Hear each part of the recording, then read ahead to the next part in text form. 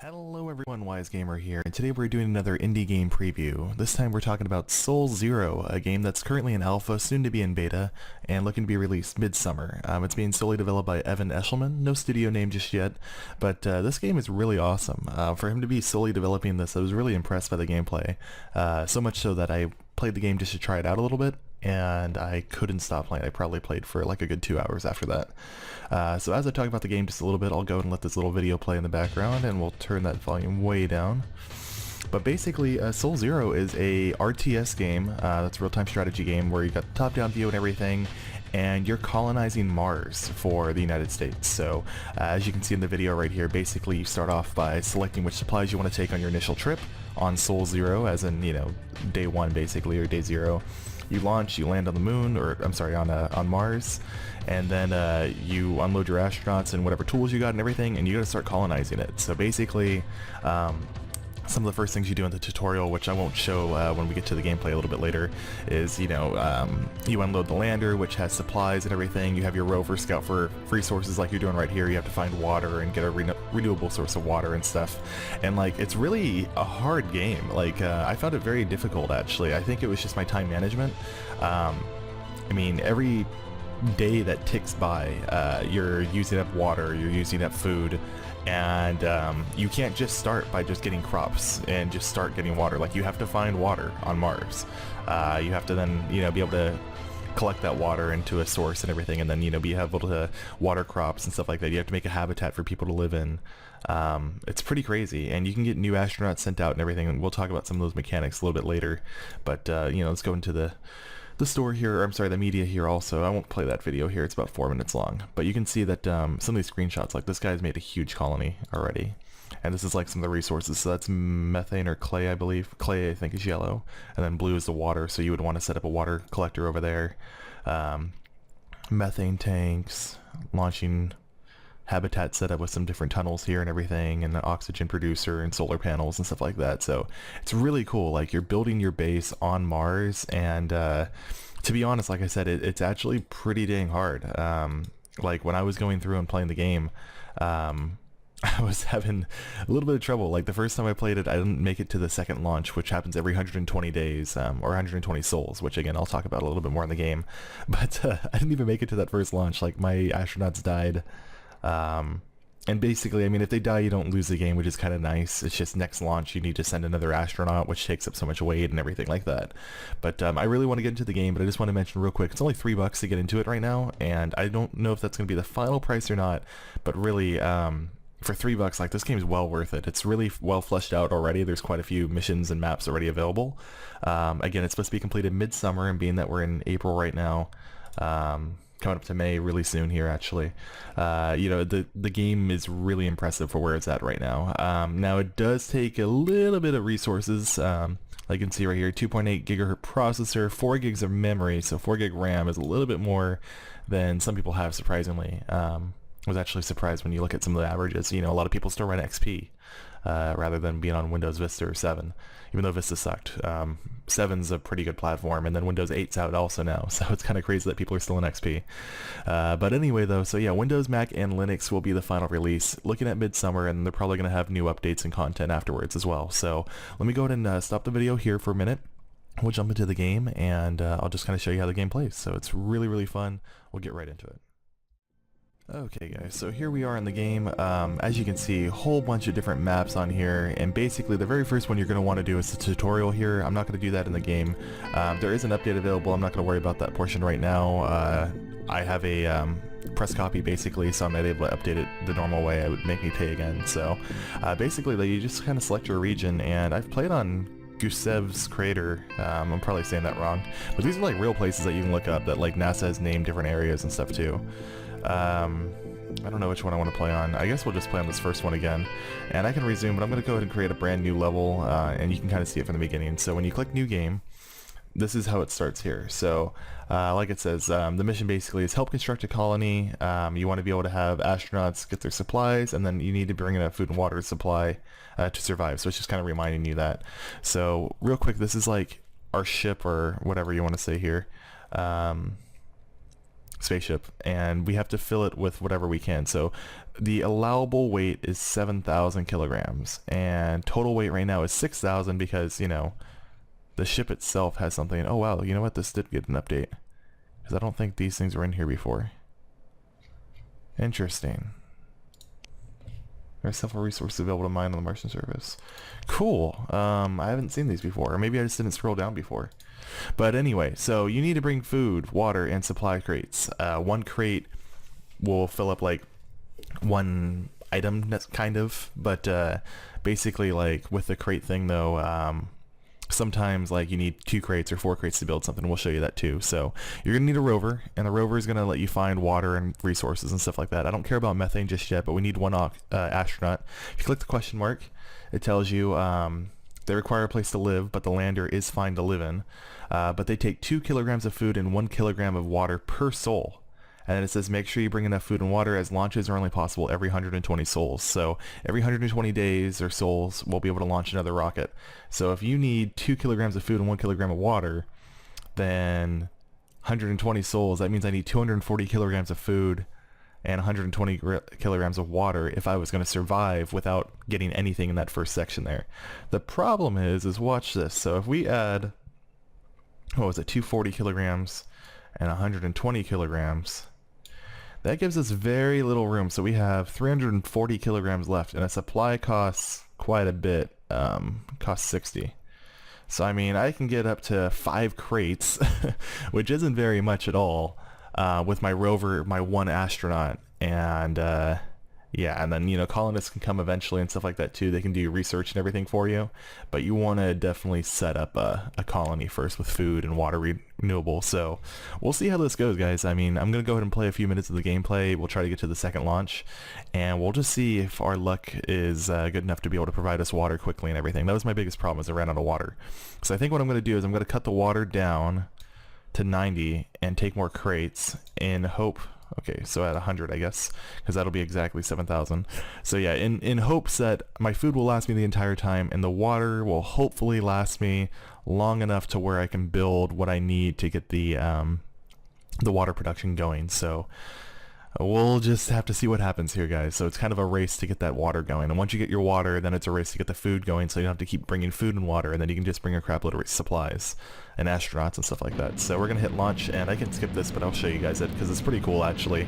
The graphics aren't really that intense, I don't think. I mean, I don't know why you would need 4 gigs of RAM necessarily, but you know, again, it's early alpha though too, so I'm sure there's more optimizing that will happen, optimization, whatever you want to say.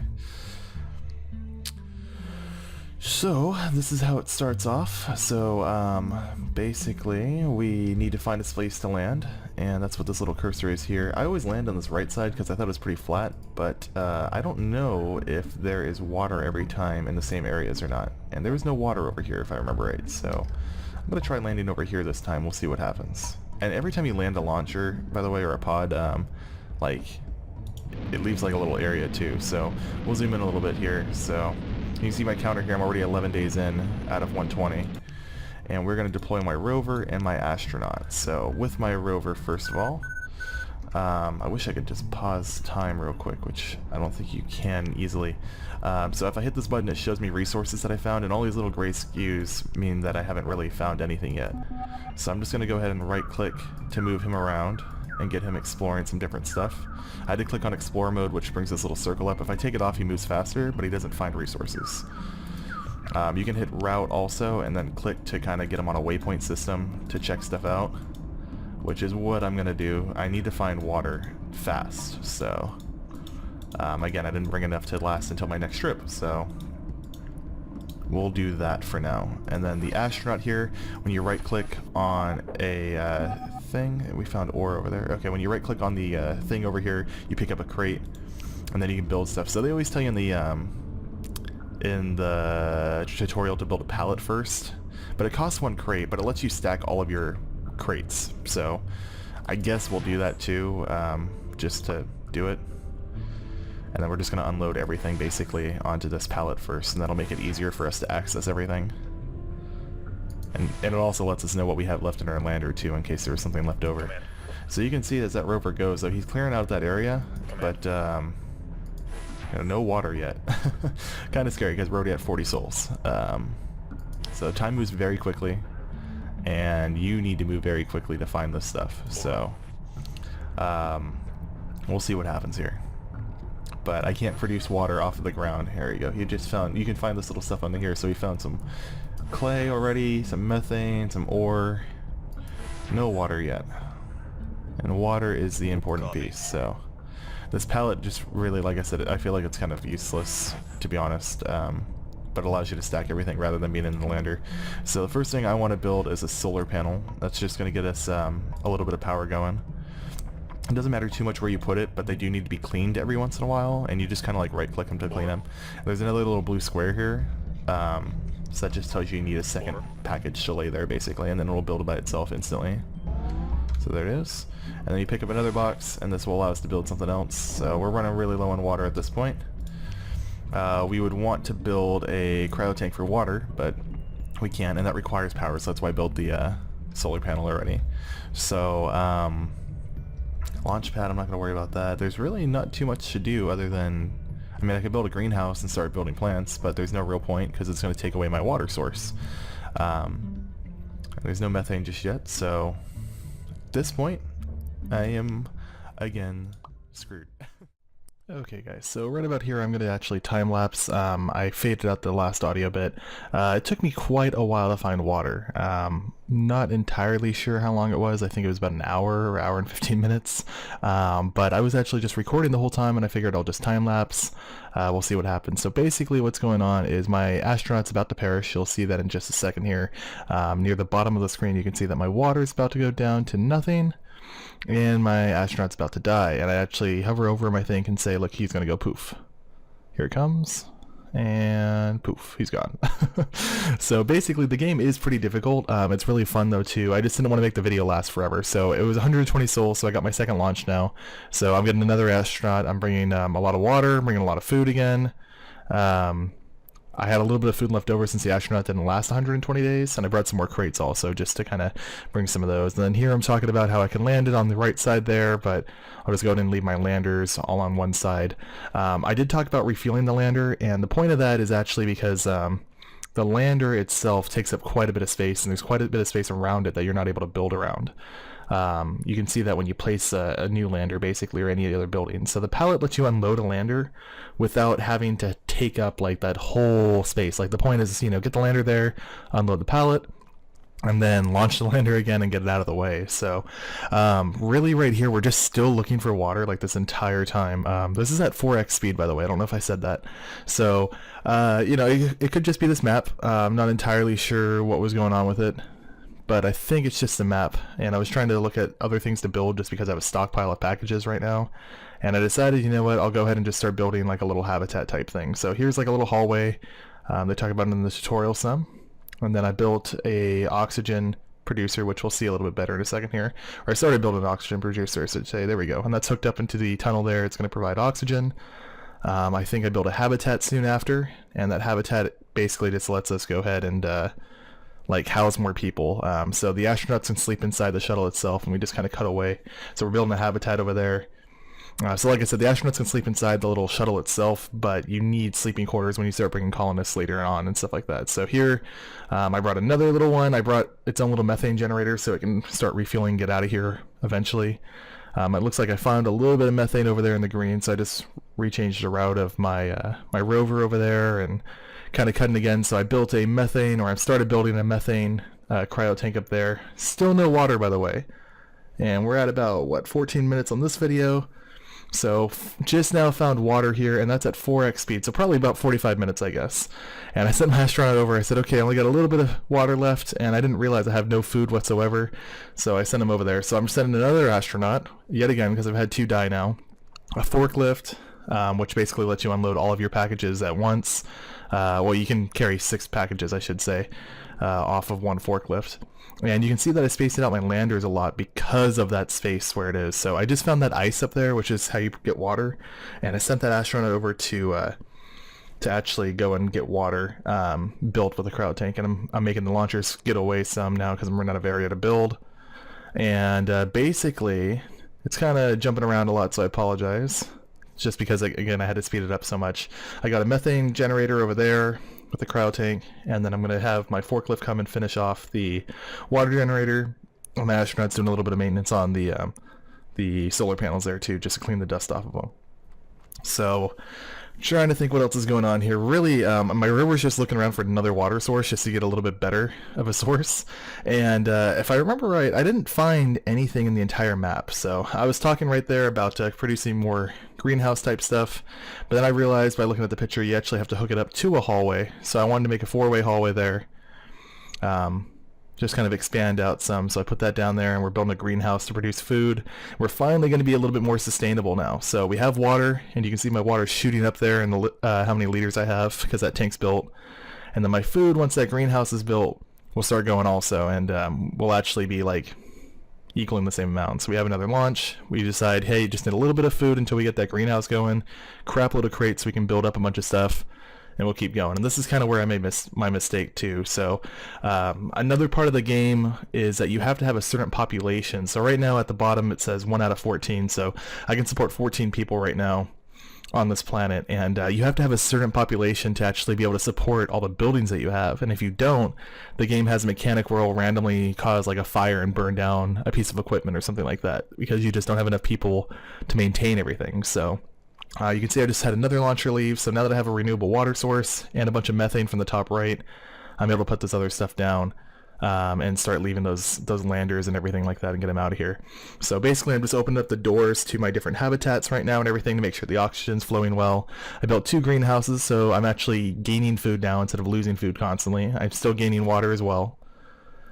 And I'm just kind of expanding my living area right now by adding another hallway, and I kind of messed up a little bit. This isn't the best layout, I wasn't entirely sure, but I'm getting more oxygen producers just to make sure that we got plenty of oxygen through everything, plenty of power by making more solar panels, and that's kind of where we're at right now.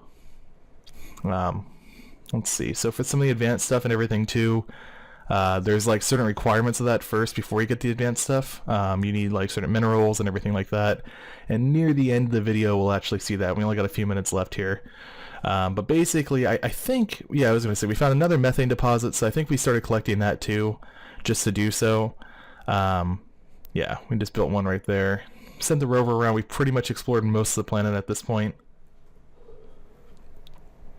So he's just kind of picking up the last little bit. The astronaut's laying down the framework down there, getting these guys out of here. So this time we decide, check out the colonies, like, hey, how come we can't get colonists yet? So we decided to get another astronaut and a methane extractor just to get the ship out of here really quickly.